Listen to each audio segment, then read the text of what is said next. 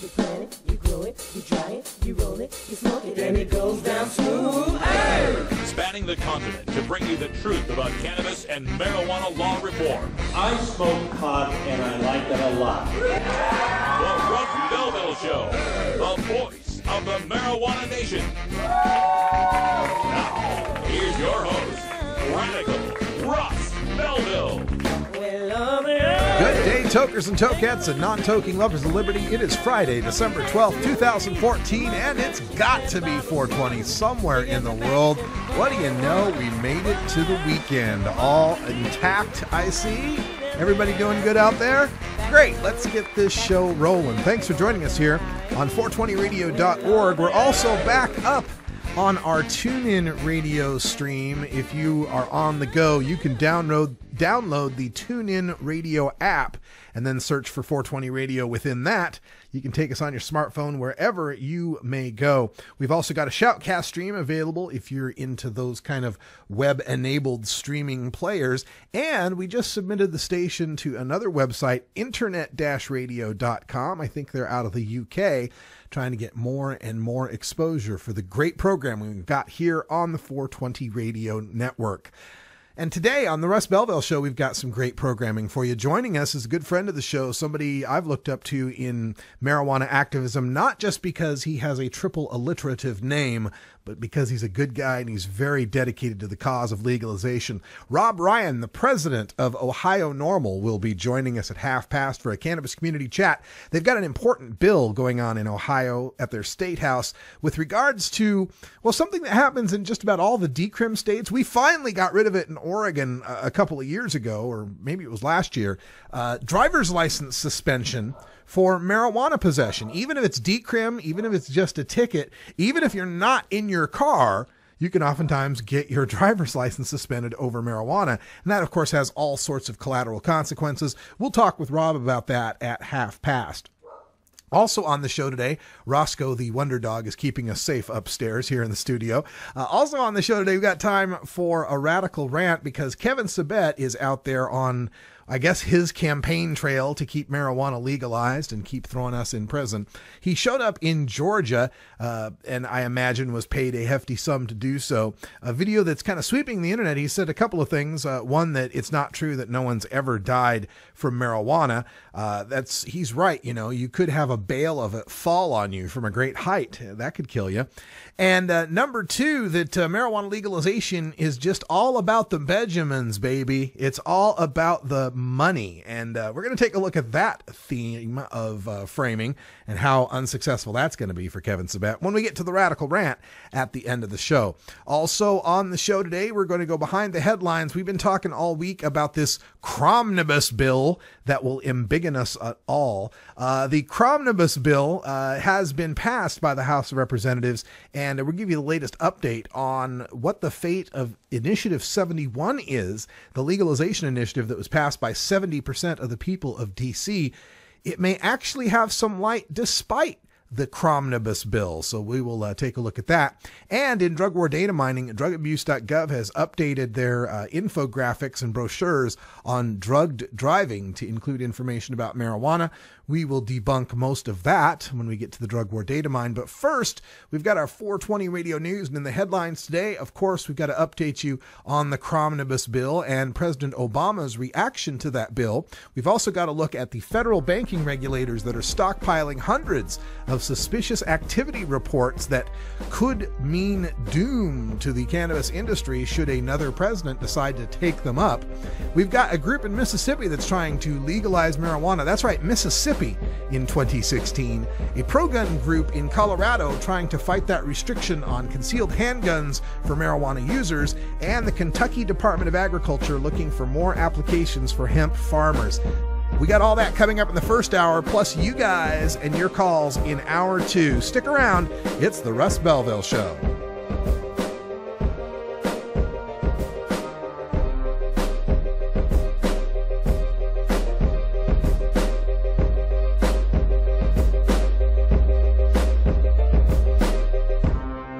You're tuned into the Russ Belville Show, the voice of the marijuana nation. You can get 420 Radio on the go with our Shoutcast stream for all internet-enabled media players. Go to rad-r.us/420shout or just click the Shoutcast icon below the live radio feed at 420radio.org.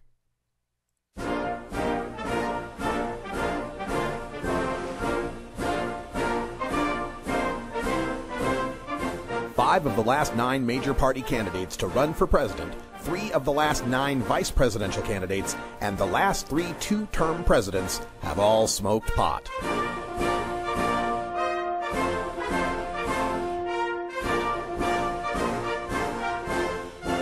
Marijuana, the gateway drug to the White House. This is the Russ Belville Show.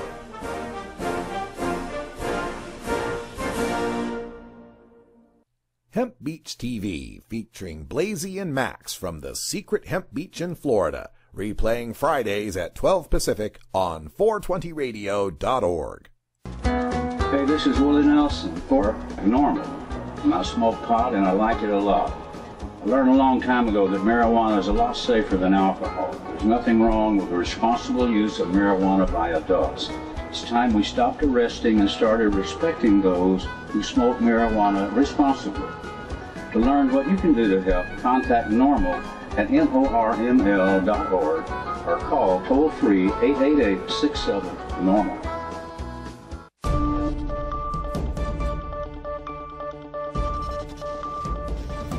It's time for the 420 Radio News, covering the latest headlines in consumer cannabis, medical marijuana, and industrial hemp. Transcripts of 420 Radio News are available daily on our website at 420radio.org. Now, here's Russ Belville with your marijuana headlines in 4 minutes and 20 seconds. This is your 420 Radio News for Friday, December 12, 2014. The U.S. House of Representatives approved a measure late Thursday night to defund the federal war on medical marijuana. If passed by the Senate and signed by President Obama, the provision would bring a halt to the 3-year-long Medipot crackdown in California and other states. The Hinchy-Rohrabacher amendment to the $1.1 trillion Cromnibus spending bill blocks the use of Department of Justice funds to, quote, prevent medical marijuana states from implementing their own state laws that authorize the use, distribution, possession, or cultivation of medical marijuana, end quote. The vast majority of Americans, 78%, support states' rights to allow access to medical cannabis. The Cromnibus is expected to pass the Senate and be signed by the President. President Obama supports legalization of the recreational use of marijuana in the nation's capital as approved by D.C. voters in a November initiative, the White House says, but he also reluctantly supports and would sign a government funding bill that includes a rider blocking the measure, White House spokesman Josh Earnest said. Congressional negotiators have quietly tucked into a $1.1 trillion spending deal a provision prohibiting the district from spending money to enact the new policy. Quote, we do not believe that Congress should spend a lot of time interfering with the ability of citizens of the District of Columbia to make decisions related to how they should govern their community, end quote, Earnest told ABC's Jonathan Karl. But despite the concerns, quote, the president supports the passage of this compromise proposal and would sign it if it arrives on his desk, end quote. D.C. voters approved legalization by a 70% vote this November. The federal government is stockpiling hundreds of suspicious activity reports that could provide federal agents with sufficient evidence to shut down any state-legalized marijuana business. While it may appear that federal authorities have taken a wait-and-see approach to marijuana legalization in the 23 states that now allow medical or recreational use, these reports are poised like a blade over the budding industry should federal laws be enforced. The federal government has already collected more than 1,100 reports that implicate different cannabis companies in financial crimes nationwide. Some U.S. representatives from Colorado and other states have introduced legislation to federally legalize state-approved marijuana, or at least legalize the industry's access to banking. But those bills have not advanced, and state-approved marijuana businesses operate solely as a matter of federal discretion. That could change at any time. A group wanting to make weed legal in Mississippi could begin as early as next week to collect signatures to have an initiative on the November 2016 ballot seeking to legalize marijuana in the state. Mississippi for Cannabis filed a petition in late September with the Secretary of State's satellite office in Hernando, said petition organizer Kelly Jacobs, a longtime Democratic Party official from Hernando. It was the initial step in the ballot process. Petition organizers would have to collect the approximately 110,000 signatures needed to get the measure on the November 2016 ballot. Voters would then have to approve it for it to become law. Jacobs said the ballot initiative proposal would legalize cannabis for adults to own as much as they wish, to use as they wish, just like alcohol or cigarettes. However, it would have to be kept from minors. A pro-gun group is pushing a ballot initiative for 2015 that would allow users of marijuana to obtain a concealed handgun permit in Colorado. The current County Sheriffs of Colorado application for a concealed handgun permit asks applicants to answer whether they are, quote, an unlawful user of or addicted to marijuana or any depressant, stimulant, or narcotic drug or any other controlled substance, end quote. But the Colorado group Guns for Everyone wants to eliminate that provision, pointing out that with both medical and recreational marijuana legalization in Colorado, the question simply muddies the waters. The ballot initiative would amend the statute to state that a sheriff must issue a permit to an applicant who is, quote, not an unlawful user of or addicted to any controlled substance. It would then state that, quote, lawful use of marijuana shall not be cause for denying a permit to carry a concealed handgun, end quote. The Kentucky Department of Agriculture is taking applications for next year's industrial hemp pilot projects. Potential growers must apply by January 1st. Farmers who are chosen will be notified in late January. Hemp was grown in 2014 for the first time since it was outlawed decades ago, along with marijuana, which has far more of the high-inducing chemical, THC. Several research pilots were grown by universities, and a handful of farmers grew private plots. This has been your 420 Radio News for Friday, December 12, 2014. I'm Russ Belville. You can get 420 Radio on the go with the TuneIn Radio app for all mobile platforms. Go to rad-r.us/420tunein or just click the TuneIn Radio icon below the live radio feed on 420radio.org. There's so much I worry about as a mom. Stephen Harper thinks that organized crime should continue to profit from marijuana prohibition. Imagine regulating marijuana like alcohol and cigarettes with a strong and clear educational message, making it more difficult for my kids and your kids to access. Drug dealers don't ask for ID. Stephen Harper does not have the kind of judgment we need to protect our children, authorized by the NORML Women's Alliance of Canada. NORML stands for Responsible Adult Cannabis Use. If cannabis use is causing problems in your life, consider taking a break or seeking medical assistance. Consider ceasing cannabis use if you have a family history of mental illness. Don't drive or operate heavy machinery while impaired by cannabis use. Cannabis use is not without risks, even though the risks are far less than those posed by legal drugs.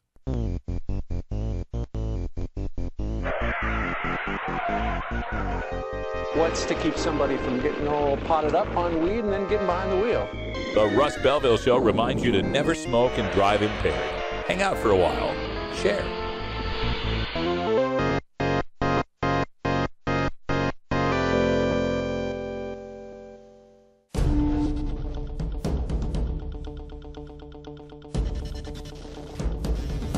Welcome back, everyone. 13 and a half after the hour. Time for us to go behind the headlines, where once again we're looking at the Cromnibus bill that just passed the U.S. House of Representatives late last night and contains within it a rider introduced by Representative Andy Harris, the Republican of Maryland, the medical doctor who thinks that marijuana is a gateway drug, who could not prevent decriminalization and didn't stop it in his own home state, but he's decided he wants to stop it for the 640,000 citizens of the District of Columbia, 70% of whom voted for legalization.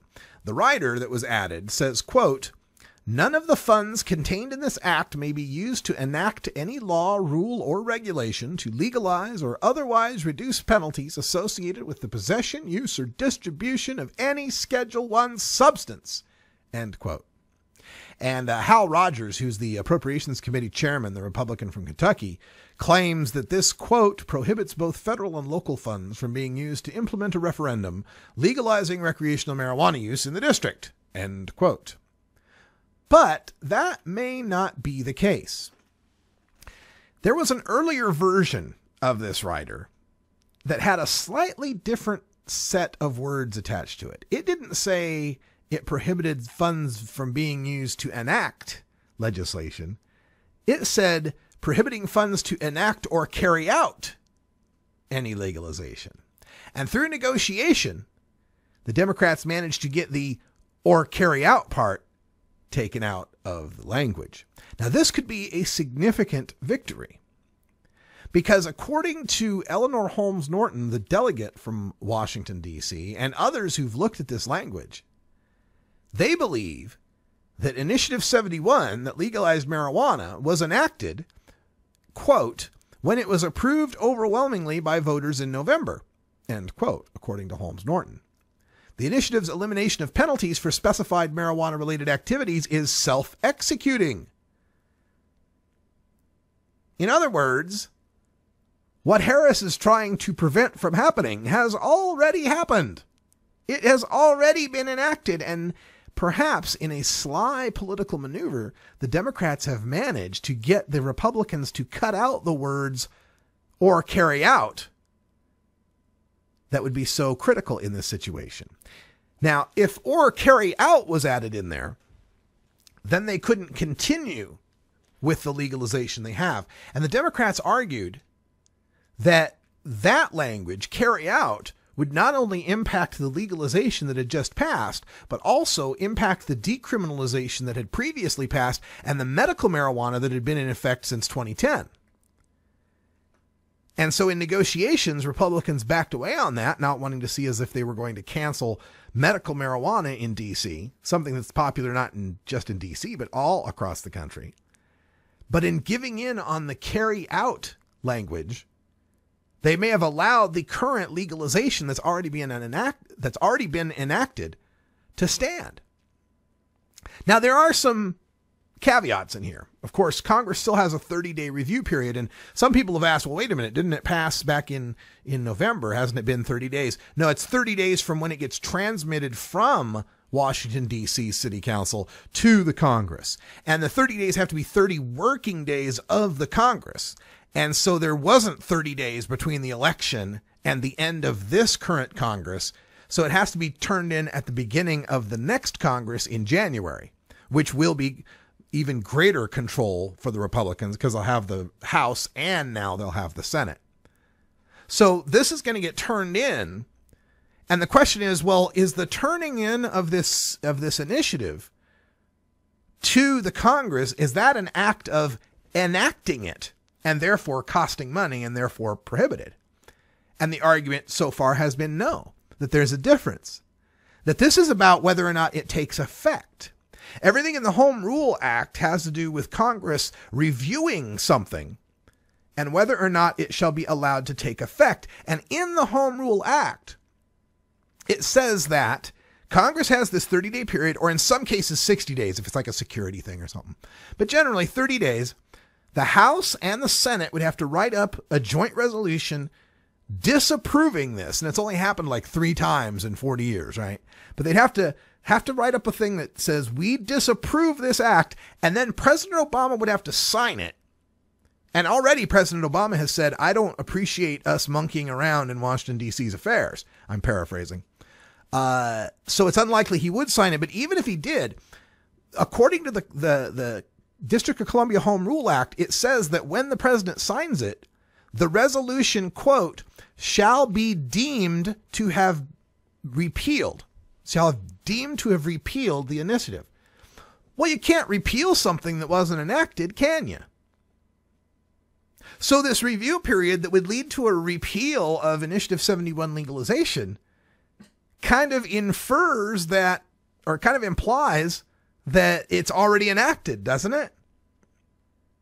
All right. So Initiative 71 being enacted would mean that they would have the legal right to possess up to 2 ounces of marijuana and to produce up to 3 flowering plants in their homes. But this rider would prevent Congress and D.C. from moving forward with any market legalization, so there wouldn't be commercial grows or pot shops. It would all be the grow your own, give and grow paradise that some think of. And that's something that it appears Congress will be able to have no effect over.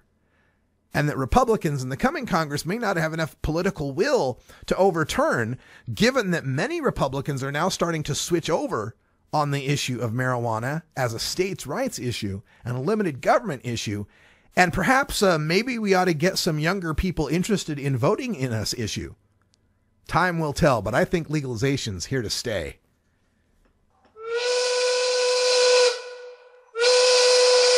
Hey, this is great, man. Ha ha, Tommy Chong. We had that story yesterday about Chong Star. It's going to be Chong Star brand going up against Marley Naturals. Is that it? Is that going to be the Coke and Pepsi of marijuana? Chong Star versus Marley Naturals. Well, I'll tell you what side I fall on. That's the Chong Star side, baby. Tommy Chong never dissed us. Tommy Chong always had our backs, man. Hey, it's 420 in Denver. Let's take a break and celebrate. You can get 420 Radio on the go with the Ustream video app for Android and iPhone. Go to rad-r.us/420Ustream or just click the Ustream app icon for Android or iPhone below the live radio feed at 420radio.org. Get.Buzz. .Buzz is the internet platform that fuels community interest, excitement, and new experiences. .Buzz is the premier online destination for internet users seeking the latest news on a variety of topics. .Buzz appeals to groups active in blogging, communications, journalism, advertising, and marketing. .Buzz offers registrants a stronger alternative to the shrinking namespace of existing top-level domain names, such as .com, .net, and .org. Get your name now at get.buzz. Electric Bob's Boogaloo, every Tuesday at 5 and 8 Pacific on 420radio.org. Hey tokers and tokettes, Radical Russ here for the Canador, a practical solution to keep herbs from drying. The Canador is the perfect airtight storage system for your fine herbs, from the half-inch thick walnut and cherry wood construction, clear-top perforated jars for storage, and the humidity bead system that keeps your herbs at a perfect 65% relative humidity. I keep all my herbs in the Canador, and you should too. Check out Canador.com for more information. Arguing for the end of adult marijuana prohibition is easy because we have facts, science, reason, compassion, evidence, truth, and logic on our side. It is even easier when researchers catalog it all for us. Learn how to gather the facts on marijuana use, arrests, seizures, rehabs, drug tests, and more in this edition of Drug War Data Mining. Welcome back, everyone. 22 and a half after the hour. And one of the fun parts of my job is I get to peruse government websites that talk about marijuana and pick them apart when necessary. Today's example is drugabuse.gov, produced by the National Institute on Drug Abuse, NIDA, and you can find them at drugabuse.gov, and they produce a series of publications or things they call drug facts, and you can find these oftentimes in a pamphlet or brochure form, but today we're taking a look at the internet version, and this is their drug facts on drugged driving. And of course, explaining how dangerous it is. Why is drugged driving hazardous? Because it messes up your brain and coordination. And then we get to how many people take drugs and drive. And it says, according to the 2013 National Survey, 9.9 million people 12 and older, or 3.8% of adolescents and adults, reported driving under the influence of illicit drugs during the year prior to being surveyed. This was lower than 2012, 3.9%, and 2002, 4.7%. So we've already got the indication that fewer people are driving under the influence of illicit drugs. And this has gone down, according to them, since 2002. It gone down by almost 20%, I'm estimating, since 2002. Now, what else happened since 2002?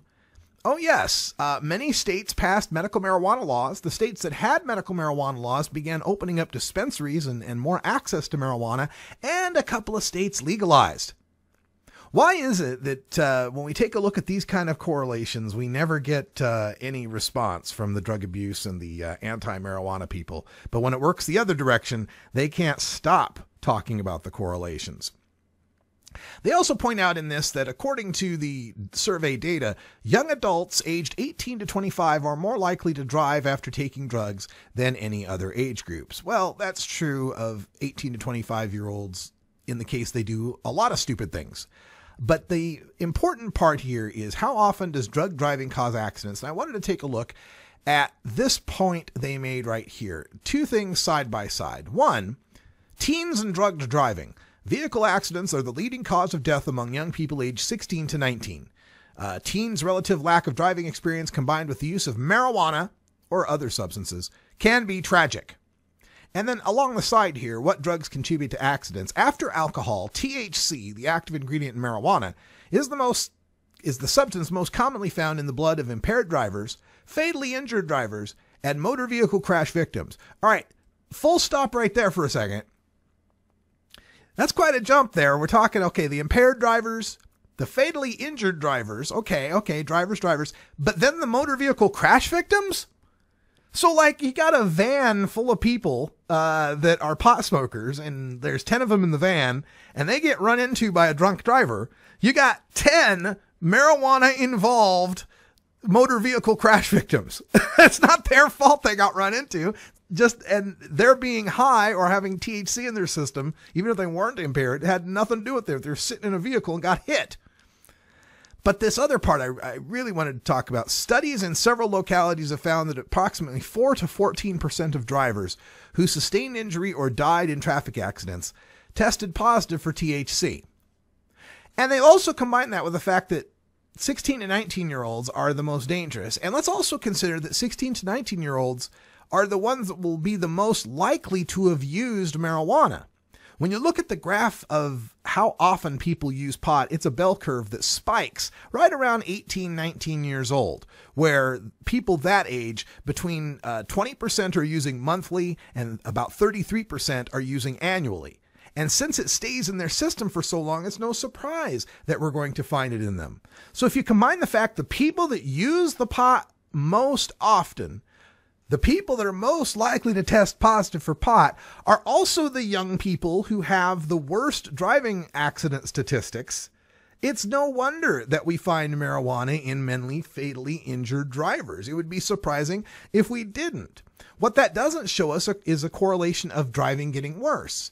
And if we take a look at the National Highway Traffic Safety Administration data for that age group of 16 to 20, it has plummeted from about 5,000 deaths a year in the 1990s to less than 3,000 deaths a year in 2012. And when you take a look at this in the states like Colorado and California, as they opened up their access to marijuana, those driving deaths plummeted. Perhaps young people are choosing marijuana over alcohol, which is far safer than and far safer for everyone else than drunk driving is. 420 Radio is 24-hour marijuana legalization radio. Are you a hypocrite? If you live a closeted cannabis lifestyle, you are. Read about 7 people living a closeted cannabis lifestyle who are on the verge of coming out in The Hypocrites by Mara K. Eaton. Available at areyouahypocrite.net. You can purchase the book on Amazon and Barnes & Noble, also available on iTunes. Check out Mara K. Eaton on Facebook as well. Learn more at areyouahypocrite.net.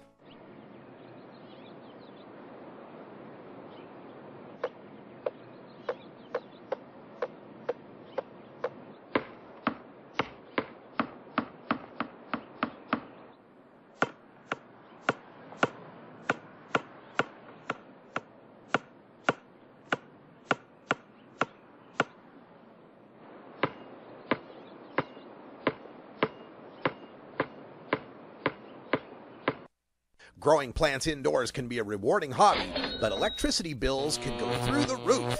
Then you have to cool down all those big hot lights. It can drive a grower insane. With Lush LED lighting, you can solve many of these issues and double your rewards. Matt and his scientists have developed the perfect light for flowering plants with far less cost and heat. And the results? Very effective. Check out LushLEDlighting.com right now and tell them Radical Russ sent you.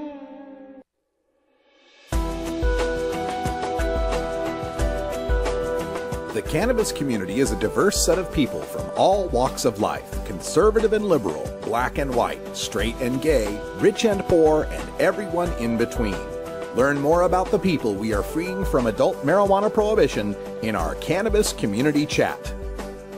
All right, welcome back, everyone. Half past the hour, and we're going out to Ohio. We're visiting with a good friend of the show, Rob Ryan, the president of Ohio NORML. Rob, welcome back, man. How you doing, Russ? I'm doing fantastic, and always good to talk to you. How are things in Ohio? Cold. Cold. I know there's got to be a significant portion of the state excited about the college football playoffs, though. Yeah, that's true. Yeah, actually, Cincinnati's interesting on that score. They were talking about the other day on the TV and talking about upgrading stadiums and all that good stuff. Yeah. Now, folks, Ohio NORML, you can find out more about them on the web at ohionormal.org. And they've got chapters here in Akron, Kent, Cleveland, Cincinnati, Dayton, Columbus, Southeast Ohio, North Central, Youngstown, Toledo. I mean, man, you guys are growing, I guess, like a weed, should I say? Absolutely. Absolutely like a weed. And I have a feeling there might be a NORML on every corner before the time is over. Oh, man, that's really, really good news. All right, so give us an update, because I know there's important stuff going on in Ohio right now legislatively, and it's an aspect of being a decrim state that a lot of people don't think about. Tell them about it. Well, actually, for the longest time, Ohio used to have the best marijuana laws in the country until states like Washington and Colorado came onto the scene.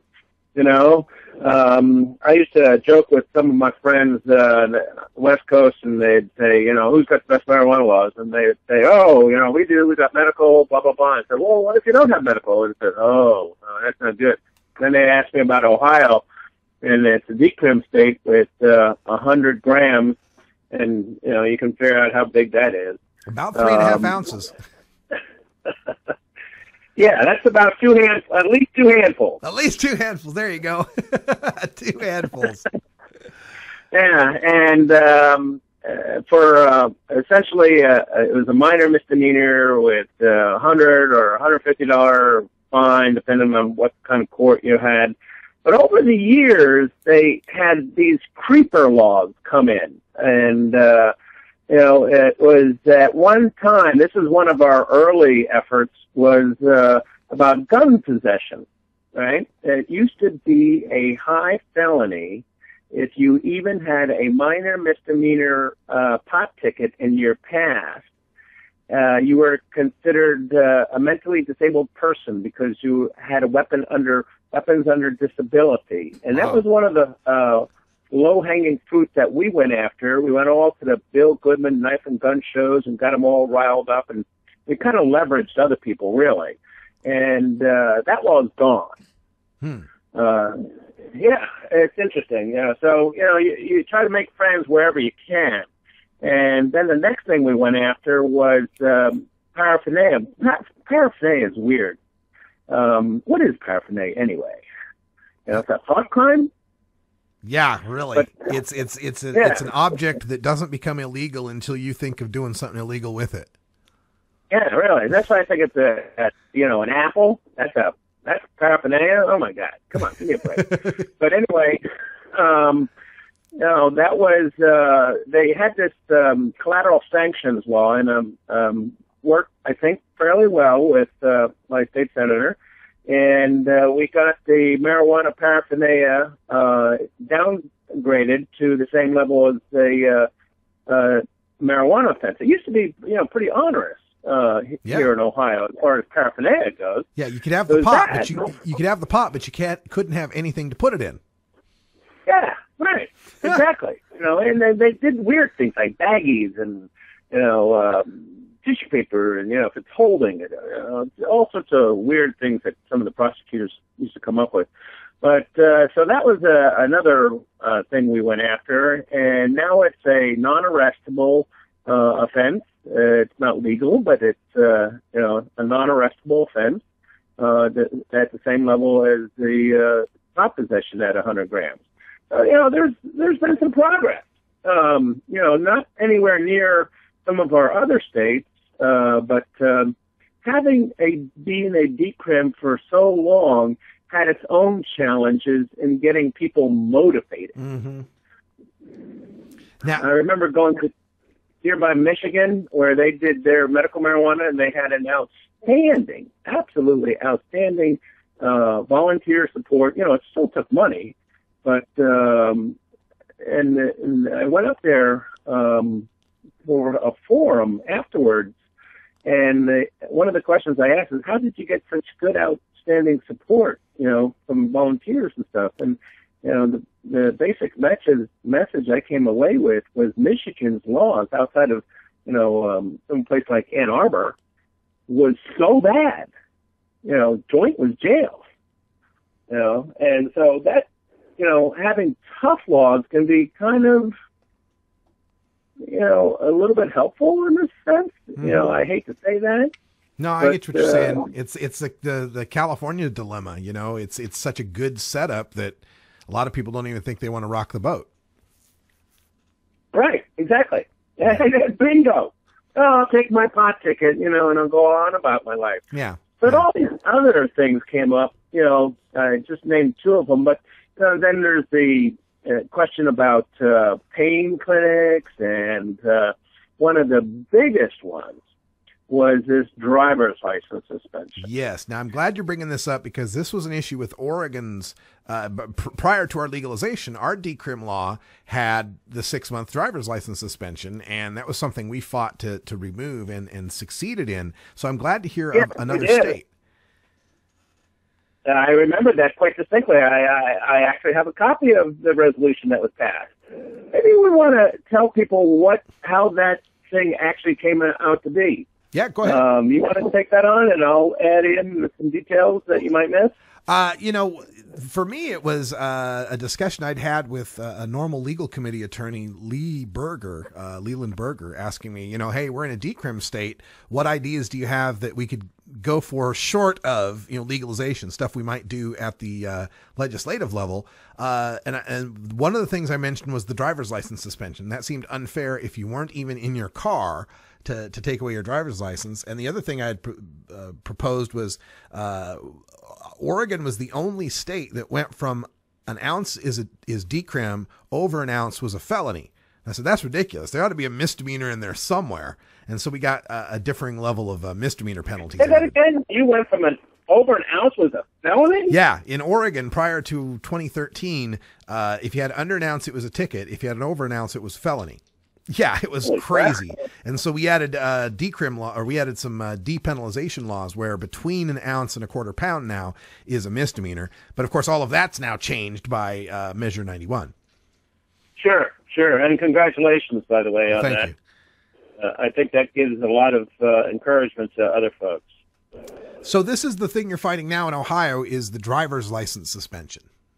Yeah. Now let's get into the history in this, and this is particularly useful for people who still have those laws, because there's a great part of the country that still has them, particularly in the East Coast. Mm-hmm. The West Coast is generally green, so to speak. Right. But it actually came in, and this is where Republicans and Democrats really doesn't matter in this issue. It was in the 1992 Highway Transportation Bill that started all this nonsense, and it was a liberal Democrat from New Jersey by the name of Lautenberg who inserted this into the highway fund. And they essentially said, if you don't put in this driver's license suspension, we're going to take away your highway fund. And a number of the states said, whoa, you can't do that. We depend on our drivers.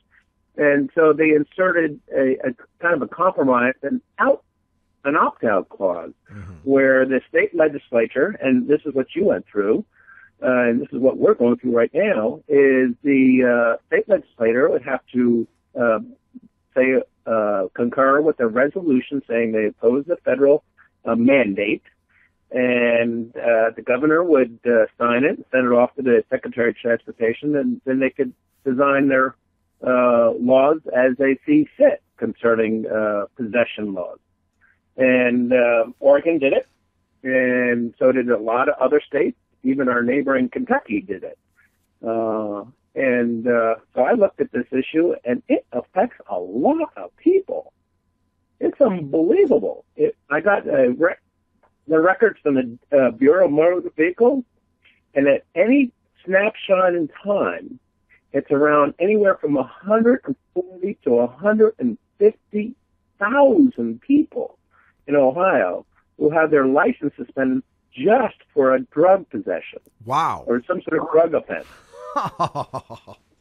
That's amazing. Isn't that incredible? Yeah, and of course the collateral consequence of not being able to make it to work and support your family and all that, times 150,000? You got it right on the head there, Russ. You got it, and that's exactly what I said to the senators during the, I was asked to testify to this by the senator, and he said, do you want me to come as Rob Reiner, or do you want me to come as Ohio NORML president? He says, you come as Ohio NORML president. Okay? And, sometimes it's an advantage to just testify as a Joe Blow citizen. But anyway, my message to the senators, and, this can be repeated in any other state, is, it's not whether or not you support marijuana reform or oppose it. This is about jobs. Yeah. This is about the economy. If the guy doesn't have a license, he's not going to get a job. And if he has a job, he's probably going to lose a job. And, particularly out in some of these rural parts of the state, there's no public transportation. Right. So there's not really an alternative. So what do people do? They end up driving with suspended license, and then they get a deeper and deeper hole. It's just unbelievable. What does it look like politically for you in your state house as far as getting support for making a change here? Well, it's surprisingly receptive, and especially, Ohio is kind of a Republican state. Mm-hmm.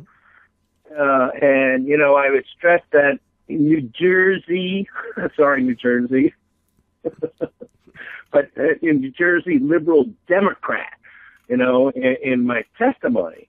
And, those kind of little charged words there in front of the Republican legislators, I think did some good. But it really goes back to the basic message that this isn't about driving. Marijuana possession, or even any kind of possession of any illicit substance, has absolutely nothing to do with driving. And that's the basic message. There's a young girl here in Cincinnati. She was canoeing, okay? And there was, I'm not making this up. She was canoeing, and there was the ranger over on the banks with his binoculars watching them smoke, right? And, they came ashore, and, she got busted, and so she lost her driver's license because she was smoking in a canoe. Oh, man. It's like, give me a break. Yeah. Yeah. And this, this is going to affect a lot of people. So on the ohionormal.org website, there's a post up right now that Rob has posted with links to the state House resolutions and Senate resolutions as far as doing some reform here, right? Right. And actually a little bit progression since that post went up. Things are always a little bit behind the date here. But they passed it in the Senate, 27-5, and I'm going to keep a close eye on those 5 senators that voted against it, because this should have been a slam dunk. And on the House side, we have a split legislator, senators and representatives. And on the House side, it was 92-0. Ooh. Yeah, right. They got it. So five legislators total in the state of Ohio think that you ought to lose your driver's license for smoking while canoeing. Yep, and one of them's nearby. She's only actually a mile or a mile and a half away from my boundary, so it was very close. Shannon Jones, and I got be seeing her Monday actually, but I queried her, and it's like no answer yet on why she voted against this. You know, and this is where the liberal and the Democrat doesn't really mean much. I was at a little social function, and one of the most right-wing, pro-life, red meat kind of conservative legislator there is, okay, by the name of Becker. And he noticed my little marijuana leaf. I always wear the little gold leaf on my lapel. And he noticed that, and, you know, he wasn't too pleased about it.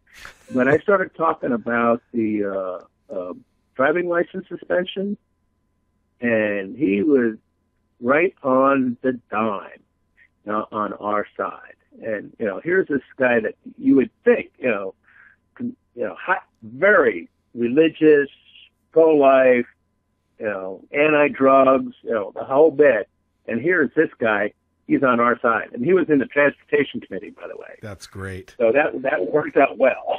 You know, I'm glad you bring that up, because I always encourage reformers, activists out there to think of your issue like a deck of cards. There's a lot of little cards you can play, and with a certain audience, a conservative, someone like that, you find that card that's going to play for them. You don't play the racial justice card. You don't play the industrial hemp card. Maybe this guy's card is the driver's license thing, and that's a really cool way of looking at it, I think. Yeah, well, this guy, what brought it over was when I talked about the federal mandate. Yep. Yeah. Ain't no federal government going to tell us what to do here in Ohio. That's right. Hell with those guys in D.C. They're not going to tell us what to do. So you're exactly right. You can't have the same message to all folks. Some things play good in certain communities, and you wouldn't even mention it in a different set of circumstances or a different group of people. But you're right, and our issue has so many facets that you can pick one and find one. All right. Well, I encourage everyone to get involved. Find your local NORML chapter. You can find them at norml.org. Rob Ryan's the president of Ohio NORML. You can find them at ohionormal.org. Or are you guys the ohionormal.org? Is that how that works? Well, you're right. And we have a set of regional chapters. We're actually coming up on a board meeting. And, this stuff that happened in D.C. this last night has some interesting tangents, doesn't it? Oh, yeah. Yeah, there'll be plenty to report on for a while on that. Yeah, it is very interesting. Native American legalization. 32 states? Yeah, protection for Native American legalization if they so choose, protection for the 23 medical states, the 11 CBD-only states, and the 19 hemp states. Well, I love the wording on the medical marijuana, because they lump the CBDs and the medical all in one basket. Yeah. So, these guys that will have these very, sorry to say, I'm going to step on somebody's toes, I'm sure, these very poor CBD laws, with a little extra push in a legislature, they could come full-fledged medical marijuana states. Yeah, and there's no more argument for opponents to say, well, it's against federal law. Well, yeah, it is. The federals are going to come in and squash us. No, they're not. No, they're not. They have not. Yeah, and I used to work for the government at one point in time, and I worked for government contracts, and when they say in the budget, you cannot spend dollars on this particular action, they take great pains not to spend any money at all on that particular activity. Mm-hmm. So, they're not going to, the DEA and the Department of Justice aren't really going to have any places to turn if they want to go after these 32 states. Mm. It's great news coming out of Washington, D.C. Hey, Rob, we got to wind it up. Thank you so much for joining us here on the show, and we'll be back in touch with more updates on what's happening there in Ohio. And go Buckeyes, I guess. All right, and next time we talk, we'll talk about legalization. Yeah, absolutely. Legalization coming soon to a state near you. Rob Ryan from Ohio NORML, great guy. Check him out, an actual rocket scientist. If you want to know the government agency he worked for, it was NASA. Anyway, we're going to take a break, and when we come back, we've got the anti-drug public service announcement of the day, my favorite, the cartoon pot dog. And then Kevin Sabet thinks legalization is all about the Benjamins, baby. I could use a few Benjamins. Let's see if we can make that happen. Stick around.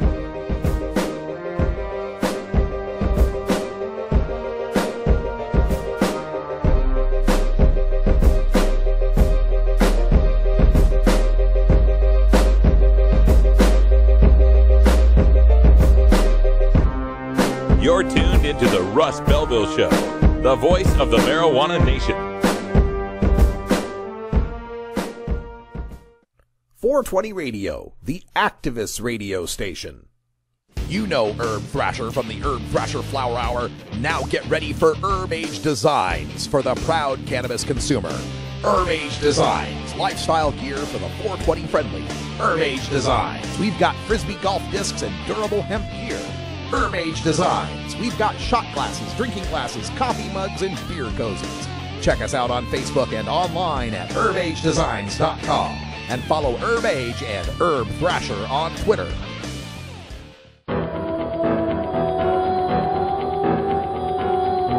In the interest of fair and balanced journalism, the Russ Belville Show presents the anti-drug public service announcement of the day.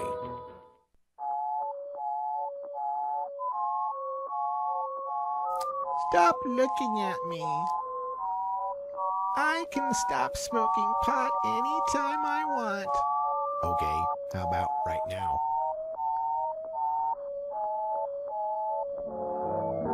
Next week is better. You disappoint me.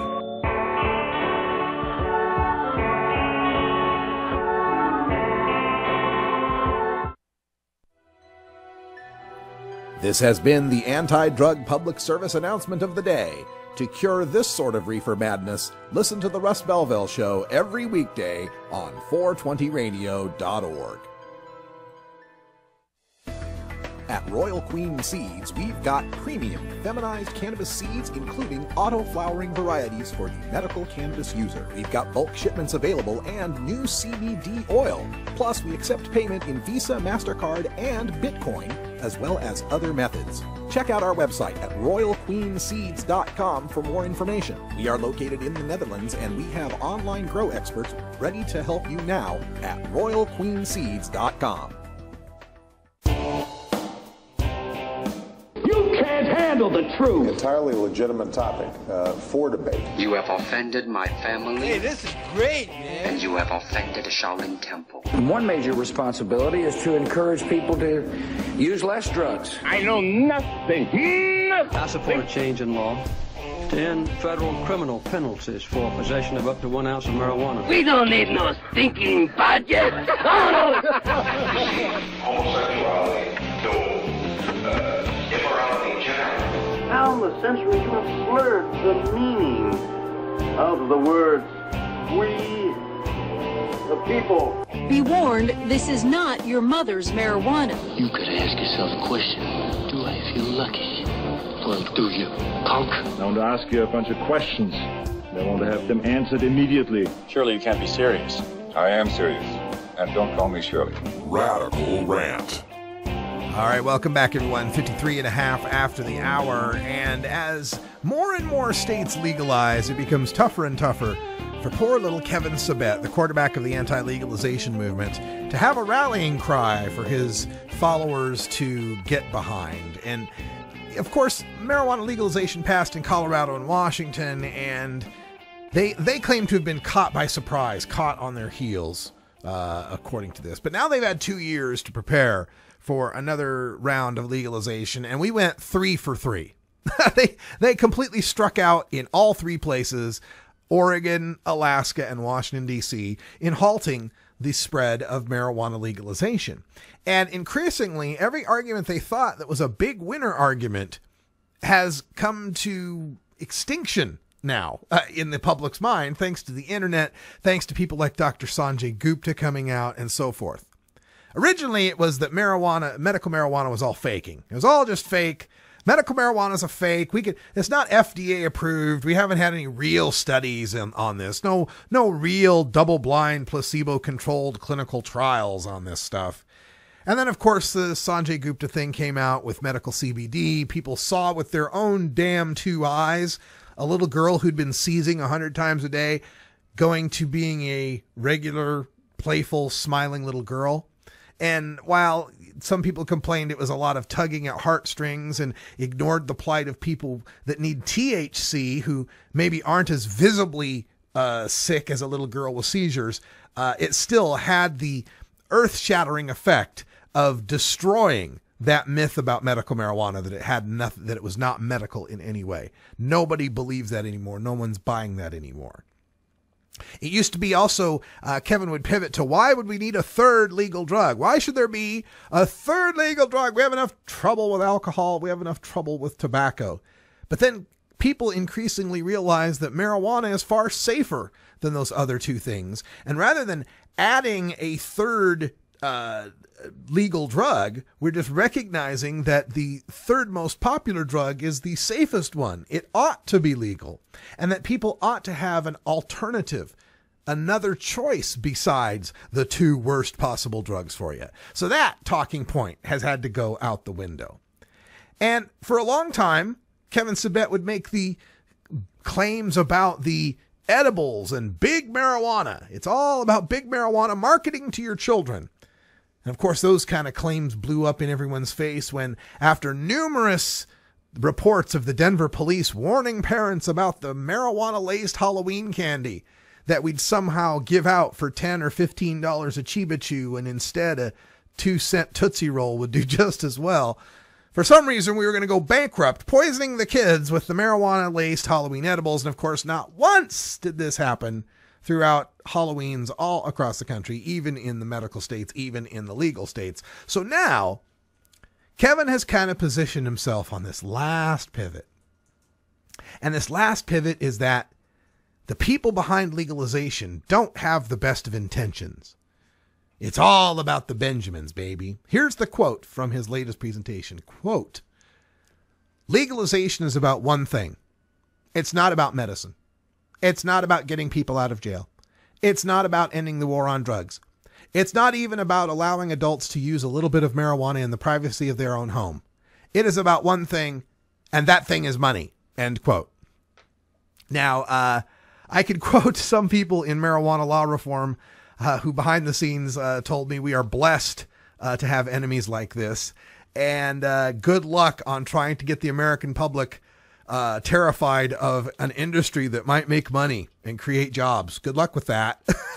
But to me, what I see in this statement is almost a statement of retreat, a statement of giving up, that he's no longer going to argue that it's not about medicine because everybody recognizes it is medicine. And people do recognize it's about getting people out of jail and ending the war on drugs and allowing adults to use a little bit of marijuana in the privacy of their own home. So Kevin has to deflect all of these things that even now he has to admit are true and pin it on the intent or the ulterior motives, not the veracity of whether or not those things are true or not, whether or not marijuana is medicine or putting people in jail is wrong or adults should be able to use in the privacy of their home. That's not even up for discussion anymore. It's whether or not the people pushing legalization have that as their best intention. Or are they really just using that to make a whole bunch of money? And hey, I hope they are, because I'd like to see a whole bunch of that money flow this way. Let's have a industry in America that creates something, creates jobs, enhances our tax revenue, and indirectly helps to reduce our carbon emissions. Less growing indoors, more growing outdoors, more pot plants sucking in CO2. And don't even get started on industrial hemp and how much that's going to help our environment and our economy. So yeah, Kevin, pivot to the big bad economic monster that's being created. That'll go far. Hey, folks, that's all the time we got for Hour 1, but stay tuned. Hour 2 is next. Toker Talk Radio. We take your calls and suggestions on our chat room and at 971-533-7111. For everyone here at the Russ Belville Show, I'm Radical Russ. Until next time, take care of each other, Tokers. This is the Russ Belville Show. The Russ Belville Show is blogging and podcasting daily at radicalruss.com. You plant it, you grow it, you dry it, you roll it, you smoke it. You take a seed, you plant it, you